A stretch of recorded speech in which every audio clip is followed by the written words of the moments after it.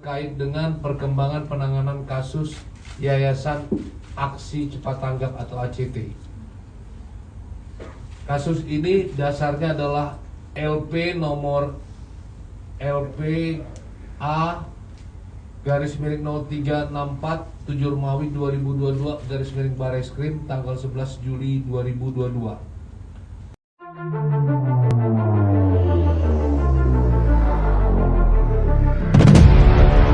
Terkait dengan perkembangan penanganan kasus Yayasan Aksi Cepat Tanggap atau ACT. Kasus ini dasarnya adalah LP nomor LPA /0364 7 Romawi 2022 Bareskrim tanggal 11 Juli 2022. Pada tanggal 22 dan 23 Juli 2022 dilaksanakan kegiatan penggeledahan oleh personel Direktorat Tindak Pidana Eksus Bareskrim Polri yang bertempat di kantor Yayasan ACT di Gedung Menara 165. Yang kedua di Gudang Wakaf Distribution Center WDC Global Wakaf Korporat Kabupaten Bogor. Adapun objek penggeledahan meliputi seluruh dokumen hardware maupun software terkait dengan dugaan tindak pidana yang dilakukan oleh Yayasan ACT. Kemudian penyidik juga melakukan pemeriksaan terhadap para saksi-saksi sebanyak 26 saksi yang terdiri dari 21 saksi dan 5 saksi ahli. Di antaranya adalah satu ahli ITE, satu ahli bahasa, 2 ahli yayasan dan 1 ahli pidana. Kemudian berdasarkan fakta hasil penyidikan diketahui bahwa saudara A yang memiliki peran sebagai pendiri juga sebagai ketua pengurus Yayasan ACT dan ketua pembina pada tahun 2019 sampai dengan 2022 dan juga sebagai pengendali Yayasan ACT dan badan hukum terafiliasi dengan Yayasan ACT. Mens reanya adalah mendirikan Yayasan ACT untuk menghimpun dana melalui berbagai bentuk donasi.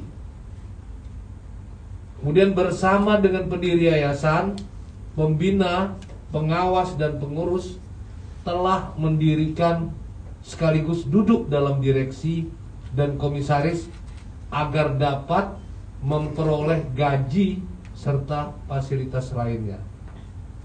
Tahun 2015 bersama membuat SKB pembina dan pengawas Yayasan ACT perihal pemotongan donasi sebesar 20-30%.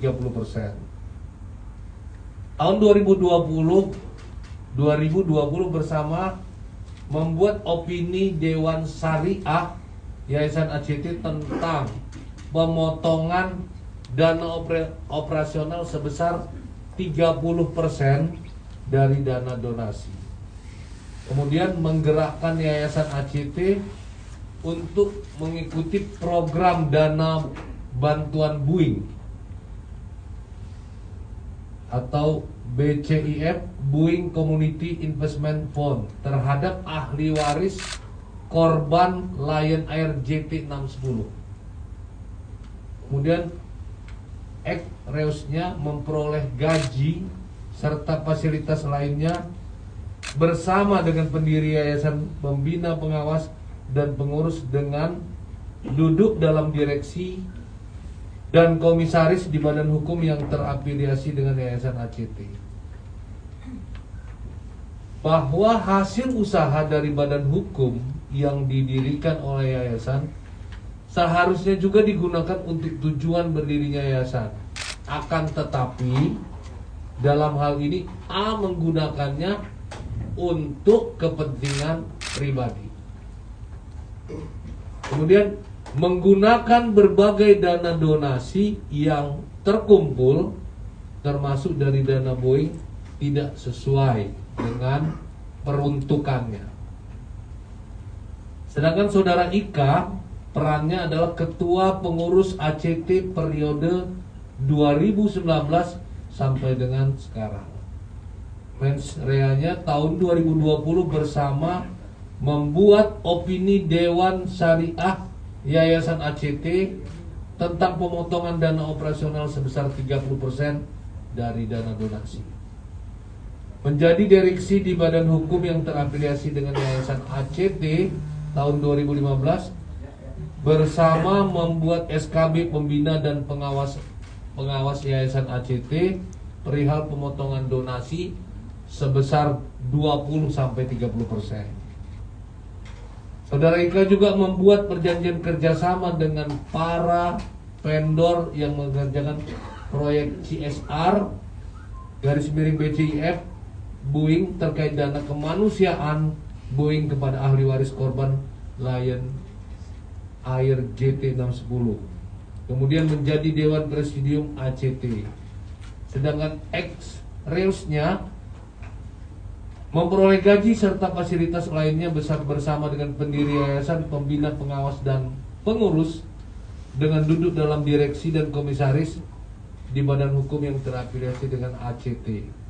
Kemudian sebagai presidium yang juga menentukan kebijakan penggunaan dana dari donasi yang dipotong sebesar 30%. Kemudian yang ketiga, saudara HH. Perannya adalah ketua pengawas ACT pada tahun 2019, 2020 sampai dengan 2022. Sampai waktu itu yang bersangkutan sebagai anggota pembina juga pada periode sebagai ketua pembina ACT dan sebagai anggota presidium Yayasan ACT pada periode IKA sebagai ketua pengurus. Mensreanya selain sebagai pembina, sebagai senior vice president operasional Yayasan ACT yang memiliki tanggung jawab sebagai HRD, General Aviar, juga sebagai keuangan, di mana seluruh pembukuan keuangan Yayasan ACT adalah otoritas yang bersangkutan. Actus Reus pada saat A sebagai ketua pembina, H sebagai anggota pembina bersama NIA yang menentukan penggunaan pemotongan dana donasi sebesar 20 sampai dengan 30% yang digunakan untuk membayar gaji, sedangkan sesuai ketentuan pengurus, pembina, dan pengawas tidak boleh menerima gaji, tidak boleh menerima upah maupun honorarium. Pada periode Ika selaku ketua pengurus periode 2019 sampai dengan sekarang, H menjadi anggota presidium yang menentukan pemakaian dana yayasan tersebut. Yang keempat, saudara NIA, perannya sebagai anggota pembina pada periode A sebagai ketua Yayasan ACT. Mensreanya menyusun program dan menjalankan program dan merupakan bagian dari Dewan Komite Yayasan ACT yang turut andil menyusun kebijakan Yayasan ACT. Actus Reusnya pada saat A sebagai ketua pembina, tersangka Ika sebagai anggota bersama H juga ikut menentukan pemotongan dana 20-30%. Pada periode Ika selaku ketua pengurus periode 2019-2021, saudara NIA menjadi anggota presidium yang menentukan pemakaian dana yayasan tersebut. Persangkaan pasal tindak pidana penggelapan dan atau penggelapan dalam jabatan dan atau tindak pidana informasi dan transaksi elektronik dan atau tindak pidana yayasan dan atau tindak pidana pencucian uang sebagaimana dimaksud dalam pertama pasal 372 KUHP kedua pasal 374 KUHP, yang ketiga pasal 45A ayat 1 junto pasal 28 ayat 1 Undang-Undang 19 tahun 2016 tentang perubahan Undang-Undang 11 tahun 2008 tentang ITE.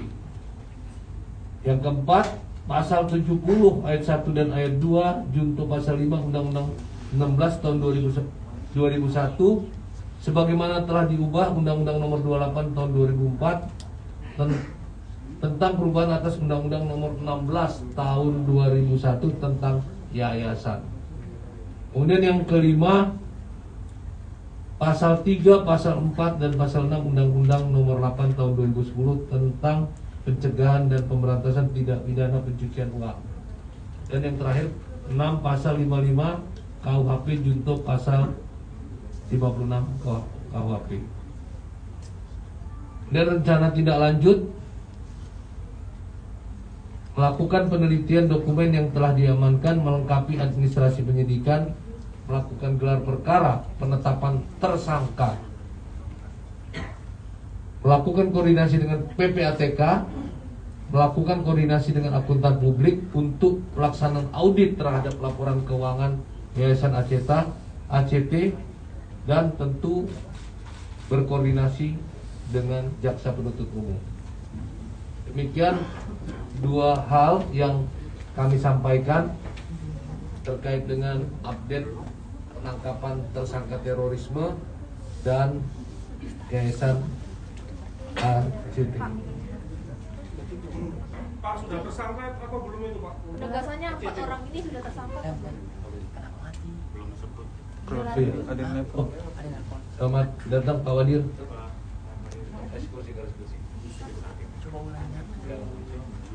Kebetulan hadir ya Wakil Direktur Tindak Pidana Eksus Barreskrim Polri terkait dengan pertanyaan, jadi lebih afdol dan mantapnya bisa dijawab oleh Pak Wadir, Pak Kombes Herdi. Tolong Mas diulangi pertanyaannya biar mantap. Untuk 4 orang tadi yang disebutkan inisialnya apakah sudah menyandang status tersangka, Pak? Yang mana nih? Yang ACT, Pak. 4 yang disebutkan tadi apakah sudah menyandang sebagai tersangka atau mau ditetapkan sebagai tersangka? On Pak Wadir, silakan. Terima kasih. Izin. Terkait dengan 4 orang yang telah disebutkan tadi, pada pukul 15.50 Indonesia bagian Barat telah ditetapkan sebagai tersangka. Pak, selain penetapan tersangka, Pak, tadi juga disebutkan bahwa ada dana dari Boeing untuk kemanusiaan terhadap korban Lion Air. Berapa dana itu dan berapa jumlah totalnya berapa dan jumlah yang diambil untuk ACT ini berapa, Pak?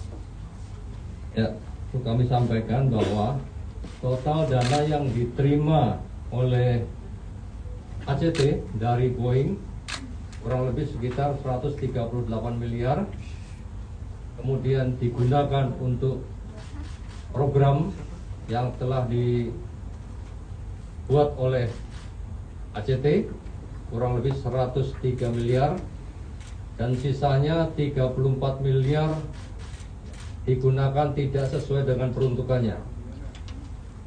Perlu kami sampaikan apa saja yang digunakan tidak sesuai dengan peruntukannya. Di antaranya adalah adanya pengadaan armada truk kurang lebih 2 miliar, kemudian untuk program Bigfoot Bus kurang lebih 2,8 miliar, kemudian pembangunan pesantren peradaban Tasikmalaya kurang lebih 8,7 miliar. Selanjutnya untuk Koperasi Syariah 212 kurang lebih 10 miliar. Kemudian untuk dana talangan CV Jun 3 miliar. Selanjutnya untuk dana talangan PT MBGS kurang lebih 7,8 miliar. sehingga total semuanya 34,573.069.200 rupiah. Kemudian selain itu juga digunakan untuk gaji para pengurus. Ini sekarang sedang dilakukan rekapitulasi dan menjadi tindak lanjut kami yang tadi disampaikan, yaitu akan dilakukan audit pada ACT. Selanjutnya kita akan berkoordinasi dengan PPATK untuk selanjutnya melakukan tracing aset atas dana-dana tersebut. Pak, itu tadi pasalnya yang soal pendalaman sama TPPU dan apa penahanan atau gimana? Untuk sementara kita akan gelarkan kembali nanti di internal terkait dengan masalah penangkapan maupun penahanan. Pak, mungkin bisa dijelaskan lagi keempat tersangka itu namanya, mungkin dijelaskan Pak, disebutkan lagi Pak. Inisial aja. Inisialnya ya. Yang pertama inisial A, usia 56 tahun. Kemudian Selakunya mungkin Pak. Selatnya. ya, Selaku Jabatannya Pak. pada saat tempus kejadian selaku ketua pembina. Selanjutnya Ika, ini juga pada saat itu sebagai pengurus yayasan. Selanjutnya H,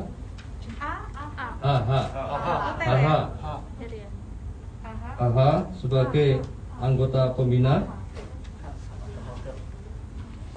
dan NIA selaku anggota pembina.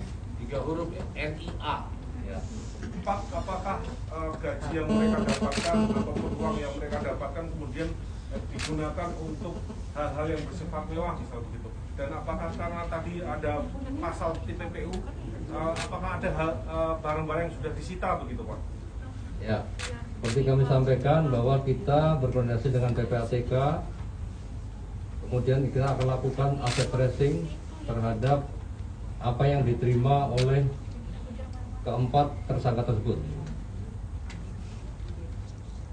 Pak, berarti saat ini masih berlangsung gelar perkara dan belum ada penahanan ya Pak? Untuk penetapan tersangka sudah selesai tadi jam 15.50. Belum ditahan Pak? Sementara kita masih akan melakukan diskusi internal terkait masalah penangkapan maupun penahanan. Dananya itu jadinya masuknya ke ini apa ya? Ke apa namanya? Operasional. Belum ada ditemukan ke pribadi masing-masing. Tadi yang kami sampaikan untuk gaji pengurus itu tidak diperbolehkan karena dana BCIF ya, Boeing Investment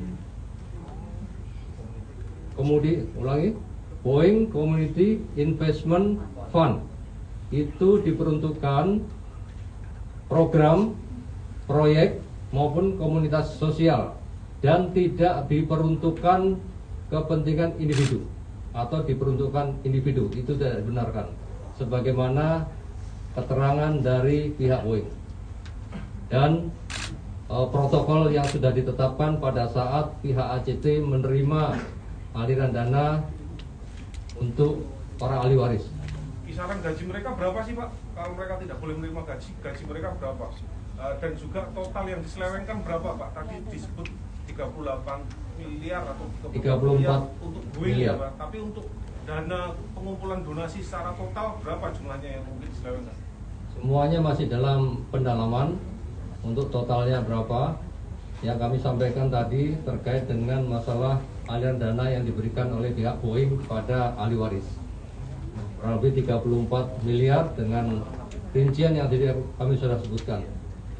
Kalau gajinya berapa Pak mereka Pak? Gajinya sekitar 50 sampai 350 juta rupiah. 450 juta, mohon maaf. Ya, per bulannya. Apakah ada indikasi Pak aliran dana ACT ke terorisme? Kami melihat di sini belum ditemukan ke sana, ya. belum ditemukan. Kami akan lakukan pendalaman Pak Wadir, pada saat audit investigasi. Pak Wadir, itu untuk gaji 350 juta itu, 400 juta itu untuk si A dan Ika saja atau keempat-empatnya Pak? Untuk A saja. A saja, kalau Ika dan dua orang lainnya itu Untuk kisaran berapa? Ika 150, AH dan NIA? sekitar 50 dengan 100. Pak, ini dana ini kan dari Lion Air untuk diserahkan ke korban. Dana dari Boeing. Dari Boeing untuk diserahkan ke korban. Ada nggak sih bentuk pengawasan dari Boeing sendiri untuk penyaluran ini? Ya. Jadi Boeing menguasakan kepada BCIF. Ada administrator di sana. Mereka sekaligus sebagai pengawas untuk penggunaan dana tersebut sesuai dengan protokol yang disepakati oleh pihak Boeing dengan pihak ACT. Pak, dalam 1 Bentuk tahun pengawasan ACT itu misalnya dilakukan secara berkala atau tidak sehingga ketika ada aliran dana yang tidak semestinya bisa langsung dideteksi atau bagaimana? Ya. Nantinya akan dilaporkan secara periodik oleh pihak ACT kepada BCIF. dalam 1 tahun Pak, berapa jumlah rata-rata dana yang dikumpulkan oleh ACT Pak? Kami masih lakukan pendalaman, nanti setelah audit baru kita bisa sampaikan perkembangannya. Nanti kita update keterangannya. Cukup ya? Lagi Pak, ada yang mau- Karena nggak nanya lagi ya. Hanya kasus lain boleh Pak? Boleh, Pak. Iya, tergantung kasus apa. Biasa Pak, ya Kalau yang itu kan udah dijelasin tadi. Pak, dulu Pak hasil CCTV-nya gimana Pak? Hah? Hasil CCTV yang telah ditemukan itu. Kalau itu tim sus yang menjelaskan. Kita bukan tim sus. Termasuk soal HP-nya yang berubah Pak atau beda merek? Tim sus yang menjelaskan. Hasil Komnas HAM. Apa tim sus? Ya. Pak, boleh deh Pak jelasin Pak kronologi apa sih tujuannya kan Bapak Sampo dan istri dan keluarga ke Magelang Pak? Dalam rangka apa? Kan itu bagian tadi masih kasus itu kan. Kan? Ya udah, kalau yang ada hubungan dengan itu, nah itu tim sus yang menjelaskan. Tadi udah dijelaskan itu. Kalau tadi panggilan, katakanlah undangan